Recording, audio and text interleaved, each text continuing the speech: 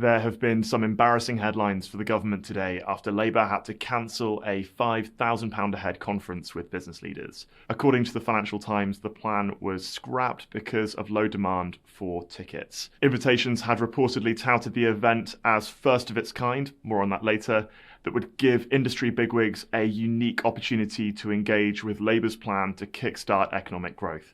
The event would have been headlined by the Chancellor, Rachel Reeves, and the Business Secretary, Jonathan Reynolds.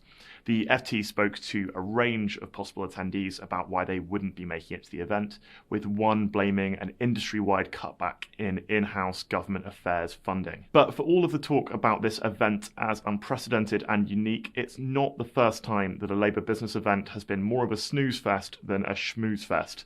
Back in March, a £1,500 a ticket event with the Chancellor in Merseyside was canned without any explanation. Most embarrassingly of all, back in September, Labour hosted a shambolic £3,000 a head business day, notoriously headlined by a virtual Rachel Reeves appearing via video link. And City AM columnist Elliot Wilson described bleak scenes of attendees asking for refunds and one complaining about being made to queue in a bleak corridor for a drinks reception where there was no access to ministers. It wasn't always like this. In fact, ahead of the general election last year, when Keir Starmer of course swept to power with the biggest majority since Tony Blair, Labour looked a lot like the natural party of business. Back then, Starmer boasted the support of 120 business chiefs, a huge symbolic win that accelerated the historic defeat of Rishi Sunak's Conservatives. But the honeymoon with business was so short it barely even counts as a honeymoon.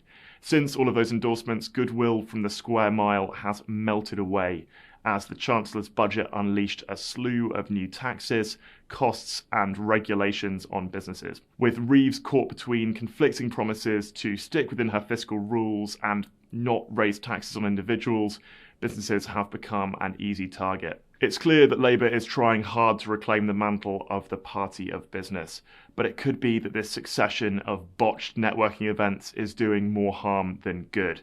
For everything you need to know about this story, head to cityam.com.